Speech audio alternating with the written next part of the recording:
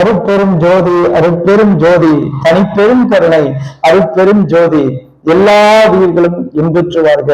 அன்புள்ளம் கொண்ட ஆண்மநேய ஒருமைப்பாட்டு உரிமை உடைய சகோதர சகோதரிகள் அனைவருக்கும் அடியேன் கடவுள் பாதை ஜோதி மனோகர் வணக்கத்தை தெரிவித்துக் கொள்கிறோம்.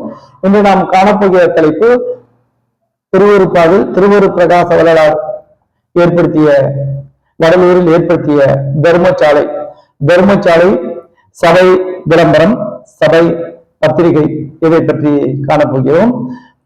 திருவொரு பிரகாச வள்ளலார் 23/5/1867 ஆங்கில வருடம் வியாழக்கிழமை அன்று தர்மசாலை தோற்றுவித்தார். 25/5/2025 ஞாயிற்றுக்கிழமை அன்று வருகிறது. சுமார் 159 வருடம் முன்பு திருவொரு பிரகாச வள்ளலார் தர்மசாலையை வடலூரில் தோற்றுவித்தார். பாரதிபுரத்தில், அதாவது அணையாமல் அந்த அடுப்பு எப்பொழுதும் ஏழை எளிய மக்களுக்கு உணவு வழங்கிக் கொண்டிருக்கிறது. இது பெரிய அற்புதமாக நம்முடைய தமிழ்நாட்டில் இருக்கிறது. சாமி முதலில் தோற்றுவித்திருக்கிறார். எல்லா மக்களுக்கும் உணவு கொடுக்கக்கூடியதற்காக இதை சாமி ஏழை எளிய மக்களுக்கு அன்னம் அளிக்கும் பணியை தொகுதிருக்கிறார். அதற்கு திருவொரு பிரகாச வள்ளலார் பத்திரிகை மூலியமாக எல்லோருக்கும் தெரியப்படுத்திருக்கிறார்.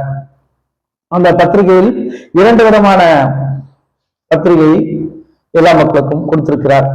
அது ஒன்று ஆன்மீகத்தில் உள்ள பெரியவர்கள் மற்றும் சுவாமிகள் அவர்களுக்கு ஒரு பத்திரிகை, மற்றவர்கள் எல்லாம் ஒரு பத்திரிகையாக 2 பத்திரிகையாக அந்த அழைப்பை விடுத்திருக்கிறார். அதற்கடுத்து தர்மசாலை தோற்றுவித்த அன்று, அதாவது 23/5/1867 வைகாசி 11 ஒரு விளம்பரம் ஒன்று கொடுத்திருக்கிறார். அதையும் நாம் இன்று பார்க்க போகிறோம். சாலை விளம்பரம் என்று அந்த ஜீவகாரண பணி, அன்னதான பணி எப்படி செய்ய வேண்டும் என்று அதில் மிக அழகாக குறிப்பிட்டிருக்கிறார். நாம் இன்று பத்திரிகையில் பார்க்கலாம். இப்போது சாலை ஆரம்ப விழா கடவுள் துணை சாந்த சித்தமுடைய சுவாமி அவர்களுக்கு வந்தனம். சிதம்பரம் தலத்துக்கு சுமார் 2 காத நடை எல்லையில் கூடலூரை சார்ந்த வடலூர் என்றும் பார்வதிபுரம் என்றும் வழங்கப்படுகின்ற ஊருக்கு வடபுறத்தில் சென்னை நகரிலிருந்து கும்பகோணத்திற்கு போகின்ற பெரிய பாட்டை 125வது மைல், மஞ்சக்குப்பத்திலிருந்து விருத்தாச்சலம் போகின்ற பாட்டை 23வது மைல், பிரபல வருடம் வைகாசி மாசம் 11வது நாள் குருவாரம், உதயகாலம், சிங்க லக்கணத்தில் சமரச வேத தர்மசாலையின் செங்கற் கட்டிடங்களுக்கு அஸ்திவாரங்களும் கிணறு, குளம், கேணி முதலிய நீர்நிலை எடுப்புகளுக்கும் தற்காலம் அவ்விடத்தில் நூதனமாக கட்டப்பட்ட திறன் நீந்த மண் கட்டிட சாலையில் ஒரு சார் ஆதார தர்ம விருத்தியும் துவக்கமும் செய்யும்படி நிச்சயித்து இருக்கின்றது. ஆதலால் அந்த தினத்தில் அவ்விடத்தில் அன்பர்களுடன் எழுந்தருளி அனுகிரகம் வேண்டும் என்று பிரார்த்திக்கின்றேன். அடுத்த கடிதம் பார்க்கலாம். கடவுள் துணை அன்பும் தயவும் உடைய ஐயா வந்தனம். சிதம்பர தலத்திற்கு சுமார் 2 காத வழிநடை எல்லையில் கூடலூரை சார்ந்த வடலூர் என்றும் பார்வதிபுரம் என்றும் வழங்கப்படுகின்ற ஊருக்கு வடபுறத்தில் சென்னை நகரிலிருந்து கும்பகோணத்திற்கு போகின்ற பெரிய பாட்டை 125வது மைலில், மஞ்சக்குப்பத்திலிருந்து விருத்தாச்சலம் போகின்ற பாட்டை 23வது மைல், பிரபல வருடம் வைகாசி மாதம் 11வது நாள் குருவாரம், உதயகாலம், ரிஷப லக்கணத்தில் சமரச வேத தர்மசாலையின் செங்கற் கட்டிடங்களுக்கு அஸ்திவாரங்களும் கிணறு, குளம், கேணி முதலிய நீர்நிலை எடுப்புகளும் தற்காலம் அவ்விடத்தில் நூதனமாக கட்டப்பட்ட திகழ் நீண்ட மண் கட்டிட சாலையில் ஒரு சார் ஆதார தர்ம விருத்தியும் துவக்கமும் செய்யும்படி நிச்சயித்து இருக்கின்றது. ஆதலில் அந்த தினத்தில் தாங்கள் தங்கள் மனைவியர், புத்திரர், துணைவர், தந்தையர், தாயார், உறவினர், சிநேகர் முதலியவர்களோடும் வந்திருந்து அந்த தர்ம விசேஷ விருத்தியை விபவமாக நடத்திவிப்பீர்கள் என்று நம்புகின்றோம்.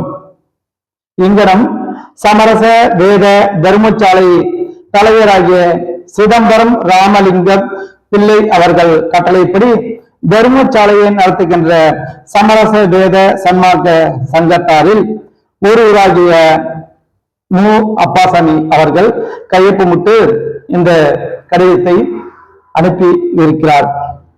இந்த கடிதத்தை பிப்ரவரி வருடம் சித்திரை மாசம் 16வது நாள் அனுப்பியிருக்கிறார்கள். அதாவது ஒரு மாதம் முன்கூட்டி இதை அனுப்பி வைக்கிறார்கள். இப்போது நாம் காணப்போகிறது சாலை விளம்பரம். அதாவது தர்மசாலை தோற்றுவித்த நாள் என்று திருவூர் பிரகாச வள்ளலார் ஒரு செய்தியை அந்த தர்மசாலையை தோற்றுவித்து அந்த செய்தியை மக்களுக்கு இந்த தர்மசாலை எதற்காக தோற்றுவிக்கப்பட்டுள்ளது என்று இதில் விவரமாக கூறுகின்றார். சாலை விளம்பரம். சாலை விளம்பரம் திருச்சிற்றம்பலம் ஜீவகாருண்ய ஒழுக்க விளம்பரம். இதுதான் சத்திய தர்மசாலை தோற்றுவித்த நாள் என்று சுவாமி 23/5/1867 வருடம் வைகாசி 11 வியாழக்கிழமை அன்று சுவாமி அவர்கள் இந்த விவரத்தை அங்கே குறிப்பிடுகிறார்கள். தர்மசாலை தோற்றுவித்த பிறகு கல்வி தொழில்களால் பகுத்தறியத்தக்க அறிவுடைய உயர் பிறப்பாகிய மனித பிறப்பை பெற்றுக் கொண்டவர்கள் அனைவருக்கும் வந்தனம் செய்த அறிவிக்கை. உலகத்தில் மனித பிறப்பை பெற்றுக் கொண்டவர்கள் இந்த பிறப்பினால் அடையத்தக்க பிரயோஜனத்தை காலமுள்ள போது அறிந்து அடைய வேண்டும். அந்த பிரயோஜனம் யாதோ எனில் எல்லா அண்டங்களையும் எல்லா பூணங்களையும் எல்லா பொருள்களையும் எல்லா ஜீவர்களையும் எல்லா செயல்களையும் எல்லா பயன்களையும் தமது பரிபூர்ண இயற்கை விளக்கமாகிய அருள் சக்தியால் தோன்றி விளக்கம் செய்கின்ற இயற்கை உண்மை வடிவினராகிய கடவுளின் பூரண இயற்கை இன்பத்தை பெற்று எக்காலத்தும் எவ்விடத்தும் எவ்வளவும் தடைபடாமல் வாழ்கின்ற ஒப்பற்ற பெரிய வாழ்வை அடைவதே இந்த மனித பிறப்பினால் அடையத்தக்க பிரயோஜனம் என்று அறிய வேண்டும்.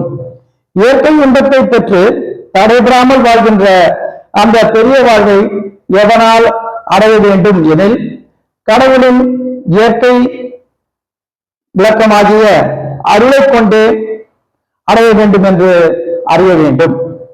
கடவுளின் இயற்கை விளக்கமாகிய அருளை எதனால் பெறக்கூடும் எனில் ஜீவகாருண்ய ஒழுக்கத்தினால் கடவுள் அருளை பெறக்கூடும் அல்லது வேறெந்த வழியாலும் சிறிதும் பெறக்கூடாது என்று உறுதியாக அறிதல் வேண்டும். ஜீவகாருண்யத்தின் முக்கிய லட்சியமாகிய எது எனில் எந்த வகையாலும்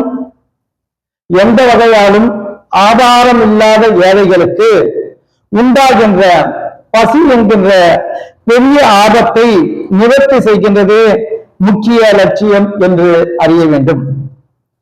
ஜீவகாருண்யத்தின் முக்கிய லட்சியம் ஆவது எது எனில் எந்த வகையாலும் ஆதாரம் இல்லாத ஏழைகளுக்கு உண்டாகின்ற பசி என்கின்ற பெரிய ஆபத்தை நிவர்த்தி செய்விப்பதே முக்கிய லட்சியம் என்று அறிய வேண்டும்.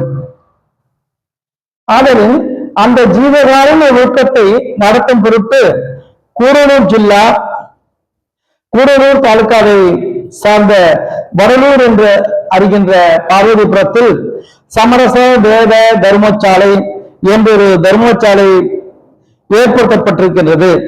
அது பலர் சகாயத்தாலேயே நிலை பெற வேண்டுமாதலால் உடைய புண்ணியர்கள் தங்களால் கூடிய வரையில் பொருள் முதலிய உதவி செய்து அதனால் வரும் லாபத்தை பாகம் செய்து கொள்ள வேண்டும் என்பது எங்கள் கோரிக்கை. உலகம் முழுவதும் ஆளுகின்ற சக்கரவர்த்தியாகிய அரசனுக்கும் உலகம் முழுவதும் ஒரு நிமிஷத்தில் வெல்லத்தக்க சுத்த வீரனுக்கும் 3 ஆசைகளையும் ஒழித்து உண்மை அறிந்து பிரம்மானுபவத்தை பெற்ற ஜீவன் முக்தர்களும் பசி நேரிட்ட போது மனம் இழைத்தும் வலி குலைந்தும் அனுபவம் தடைப்பட்டும் வருந்துகின்றார்கள் என்றால் எந்த வகையிலும் ஆதாரம் இல்லாத ஏழைகளுக்கு பசி நேரிட்டால் என்ன பாடுபடார்கள்? பசி அதிகரித்த காலத்தில் முகம் புலந்து போகின்றது, உச்சி விரும்புகின்றது, பிரம்ம மந்திரம் அடைபடுகின்றது, காது குன் என்று செவிலிப்படுகின்றது, கண் பஞ்சடைந்து எரிந்து நீரில் அறந்து குழிந்து போகின்றது, நாசி அகன்று களை மாறி பெருமூச்சு விடுகின்றது, நாக்கு நீர் உலர்ந்து தடிப்பேறுகின்றது, நெய் முழுதும் கருகி சக்தியற்று ஸ்மரணை கிடைக்கின்றது, வாக்கு குளறி துணி மாறுகின்றது, கைகளும் கால்களும் தடதடத்து சோர்ந்து தடுமாறுகின்றது, மலஜல வழி விரும்பி வேறுபடுகின்றது, ரோமம் வெடிக்கின்றது, பற்கள் கருதி தளர்கின்றது, இரத்தமும் ஜலமும் சுவருகின்றது, சுக்கிரம் தன்மை மாறி வரலுகின்றது, எலும்புகள் குறைந்து நோக்க உண்டாகின்றது, நாடி நரம்புகள் வலியிழந்து மெலிந்து கட்டிவிடுகின்றது, வயிறு பகீர் என்றிருக்கிறது, மனசு தளர்ந்து நினைவு மாறுகின்றது, புத்தி கெட்டு நிலை மாறுகின்றது, சித்தம் கலங்கி திகைப்பேறுகின்றது, அகங்காரம் குலைந்து அச்சம் உண்டாகின்றது, பிரகிருதி சுருங்குகின்றது, கடவுள் விளக்கமும் ஆன்ம விளக்கமும் மறைபடுகின்றது, தாபசோகங்கள் மேன்மேலும் உண்டாகின்றது. இவ்வளவு அவத்தைகளும் ஏக காலத்தில் உண்டாகின்றது. எல்லா ஜீவர்களுக்கும் பொதுவாக இருக்கின்றது. ஆகாரம் உண்டு பசி நீங்கிய தருணத்தில் தத்துவங்கள் எல்லாம் கலைந்து கடவுள் விளக்கமும் ஆன்ம விளக்கமும் அகத்திலும் முகத்திலும் வெளிப்பட்டு பிரித்து இன்பம் உண்டாகின்றது. ஆதலில் நாம் அனைவரும் எந்த வகையிலும் ஆதாரம் இல்லாத ஏழைகளுக்கு பசி நேரிட்ட போது மிகவும் கருணை உள்ளவர்களாகி நம்மால் கூடிய மட்டில் அந்த பசி என்கின்ற ஆபத்தை பொதுவாக நிவர்த்திப்பதற்கு முயற்சி செய்வதே ஆன்ம லாபம் என்று அவசியம் அறிய வேண்டும். இங்கனம் சமரச வேத சன்மார்க்க சங்கத்தார் பிரபோவ வருடம் வைகாசி மாதம்